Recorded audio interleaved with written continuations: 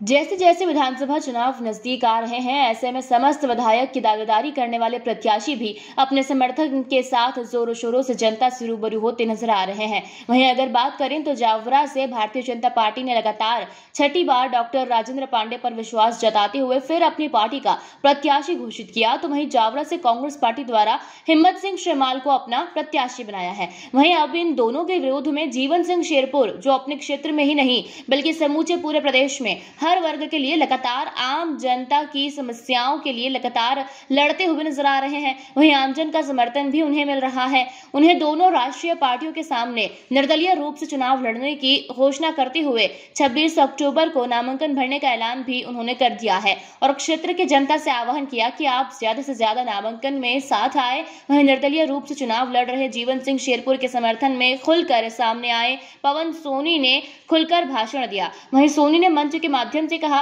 कि जीवन सिंह शेरपुर को जीतने के लिए तन मन और धन से साथ देने की बात उन्होंने कही है। वहीं शेरपुर के समर्थन में जिला पंचायत उपाध्यक्ष केशु नीनामा तथा अलग अलग पार्टियों के कार्यकर्ता और आसपास गांव के सरपंच और जनप्रतिनिधि भी शामिल हुए।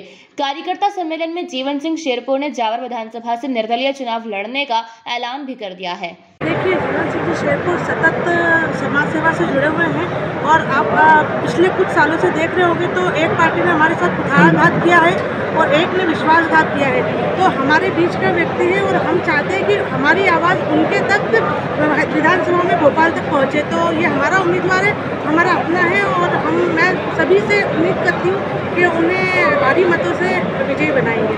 तो ऐसा होता है, ये ना कांग्रेस से है ना बीजेपी से, सीधी बात ये है कि जो हक और अधिकार के लिए, ऐसे तो आज़ादी के 75 साल हो गए तभी से इलेक्शन होता आ रहा है, लेकिन आज तक ऐसा कद्दावर नेता पैदा नहीं होता हुआ है कि जो पार्लियामेंट के अंदर जाके जो पीड़ित शोषित जो लोग हैं उनके लिए आवाज़ उठा पाए। हमने इनके अंदर वो क्वालिटी देखा है, उनके अंदर वो चीज़ देखा है, इसलिए हम लोग ना किसी में पार्टी में रहकर, नहीं ओनली सामाजिक संगठन में रहकर, और मैं एक राजनीतिक यानी कि उठकर सामाजिक संगठन से उठकर मैं एक जिला पंचायत का उपाध्यक्ष बना हूँ। तो मुझे ऐसा लगता है कांग्रेस बीजेपी को छोड़कर जो आदमी व्यक्ति समाज के लिए या पीड़ित लोगों के लिए आवाज़ उठाता है, उसके लिए हम पूरा जयेश पूरे मैदान में है, उनके सपोर्ट करेंगे और बिल्कुल जहाँ जहाँ हमको लगता है उनके लिए तत्पर से। मैं अनुसूचित जाति से आता हूं और मैं जीवन दादा के समर्थन में, सर्व समाज के हित में, अनुसूचित जाति अनुसूचित जनजाति के साथियों से ये कहना चाहता हूं कि दादा का हमें जोर शोर से समर्थन करना है और जावरा विधानसभा में चुनाव जितवा कर विधानसभा में भेजना है। हम तो बस यही चाहते हैं कि जनता के हक अधिकारों की लड़ाई लड़ रहे हैं। जावरा विधानसभा ही नहीं, पूरे मध्य प्रदेश के युवाओं के हक अधिकारों की लड़ाई लड़ रहे हैं, पूरे मध्य प्रदेश के किसानों के हक अधिकारों की लड़ाई लड़ रहे हैं। जो उनका शोषण होते आया है अभी तक, युवाओं का शिक्षा के क्षेत्र में हो, स्वास्थ्य के क्षेत्र में हो या कोई वैकेंसी में घोटाले हों, हर जगह हमने आवाज़ उठाई है। किसानों की लड़ाई भी हम लड़ते आ रहे हैं, हम खुद भी किसान परिवार में पैदा हुए हैं।